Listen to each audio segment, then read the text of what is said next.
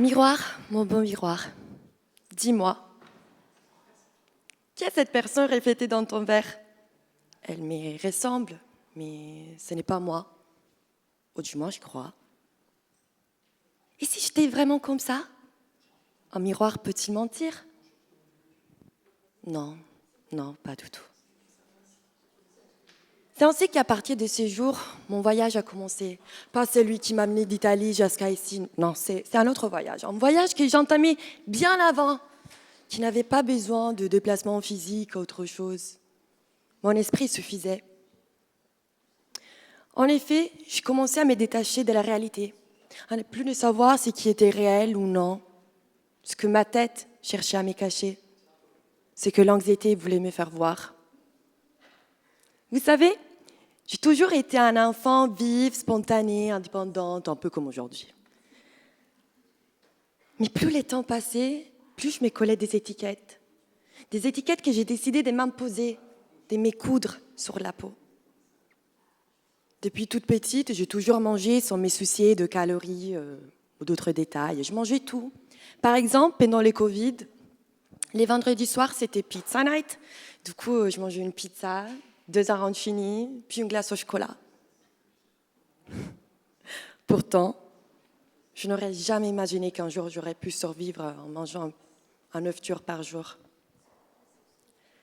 C'est drôle comme tout a commencé innocemment. Je me disais, quel mal cela peut-il me faire de vouloir contrôler mon corps après chaque repas, même lorsque l'inconfort devenait une habitude. C'est ainsi que je suis devenue boulimique. Après chaque repas, la culpabilité m'envahissait. Et pour y échapper, je me réfugiais aux toilettes pour vomir. Mais ma faim n'arrêtait pas de croître et du coup, j'ai commencé à avoir des épisodes de binge eating. Pour qui ne savent pas, le binge eating consiste à manger une grosse quantité de nourriture en très peu de temps, souvent en secret, en mélangeant des goûts que même les femmes avec leurs envies de grossesse pourraient justifier tout ça. Ce qui compte, c'est que pendant l'acte, les aliments consommés soient partis de fear food, c'est-à-dire des aliments qui provoquent de l'angoisse et de l'anxiété chez certaines personnes, notamment les personnes qui ont des TCA, parce que les associent à une prise de poids et une perte de contrôle. Selon l'estimation, 9 millions de personnes en Europe sont touchées par les TCA.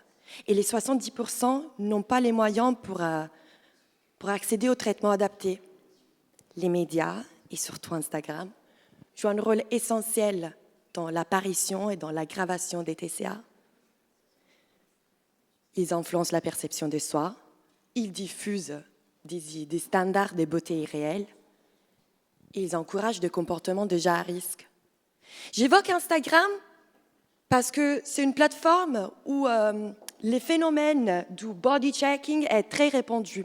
Les body checking, c'est l'action répétée de se prendre en photo, de s'observer pour évaluer son propre poids ou ses proportions.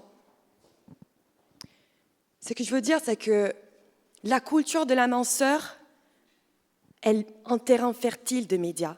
Autrement dit, c'est la force motrice de la grossophobie.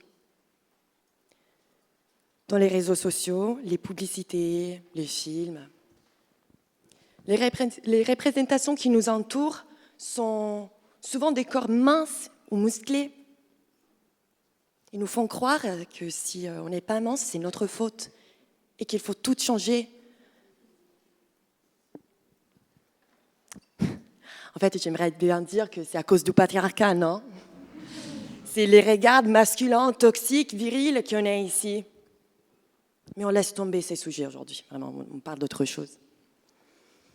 Il y a une semaine, avant mon babysitting, je suis allée dans un magasin de cookies et j'ai acheté un cookie à l'Oreo.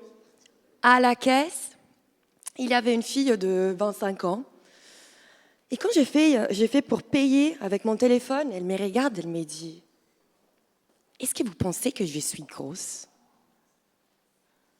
Sa question m'a vraiment perturbée. Déjà, elle n'était pas grosse, elle était vraiment belle. Elle avait des yeux tellement expressifs qui semblaient parler. Pourtant, ce qu'il me disait, c'était empli de tristesse. Évidemment, j'ai essayé de lui faire changer d'idée, de dire que ce n'est pas vrai. Mais sa question m'avait vraiment hantée. Je me suis demandé longtemps, qu'est-ce qui a pu pousser cette personne à poser une telle question à quelqu'un comme moi? Quel niveau de tristesse et de désespoir pouvait-elle avoir à arriver à chercher vraiment de la confirmation chez un client à qui il avait dit que « Bonjour, carte ou espèce ?» J'en ai marre que minceur soit synonyme de beauté, des réussites, parce que c'est exactement ce type de pensées-là qui ont rendu ma vie un cauchemar. Je voulais contrôler chaque centimètre de mon corps. J'allais tous les heures à me regarder dans les miroirs pour contrôler que je n'avais pas changé, ou que plutôt je n'avais pas grossi. J'avais déclenché une bataille avec un ennemi invincible. Vous savez lesquels? La perfection. J'ai toujours détesté les menteurs. Et pourtant, j'étais devenue la pire entre eux, prête à inventer n'importe quelle excuse pour m'enfermer dans la salle des bains et faire ce que je voulais faire. Je disais, oui, je vais prendre une douche. Je mettais la musique à fond pour ne pas faire entendre. J'ai trop bu, j'ai trop mangé, j'ai la nausée et beaucoup d'autres excuses. Je me comparais sans cesse aux autres. Je regardais qu'est-ce qu'ils mangeaient, comment, combien, croyant que cela pouvait vraiment m'aider. Alors que non, pas du tout. Cela m'a plongée dans une tristesse insondable. Mon amie Anne, en Italie, doit se souvenir quand au lycée, il y avait des mini-pizzas à l'école, que moi j'adorais, mais qu'à un certain point, j'ai arrêté de manger. Moi, j'avais commencé à manger des petits galettes de riz insipides, dégueulasses, alors qu'Anna, elle avait sa pizza. Moi, je la dévorais avec mon regard.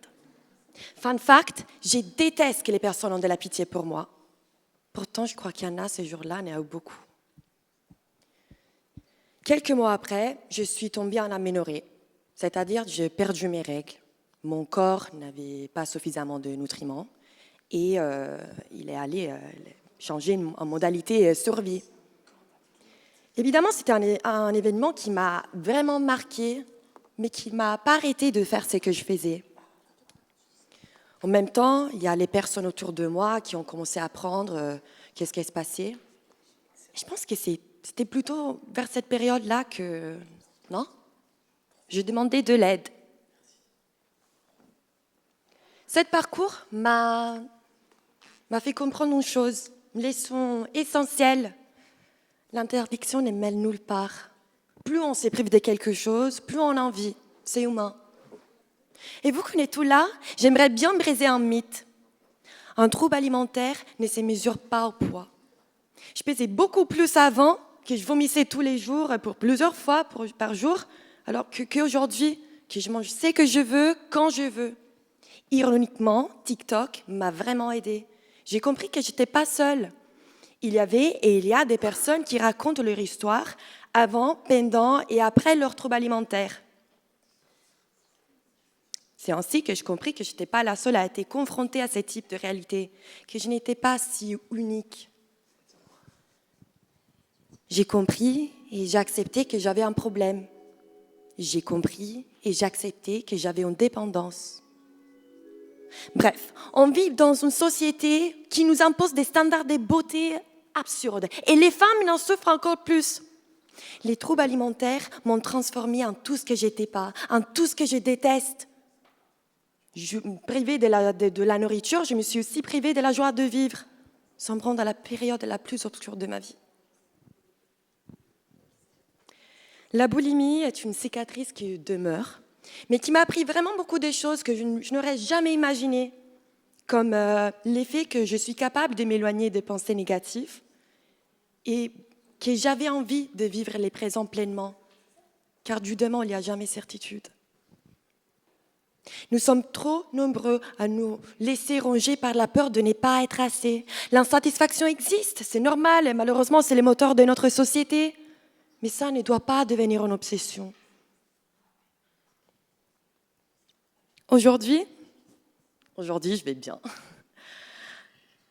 Mais je vous mentirais si je vous dirais que J'entends plus ces petites voix dans ma tête qui me disent que je ne suis pas assez.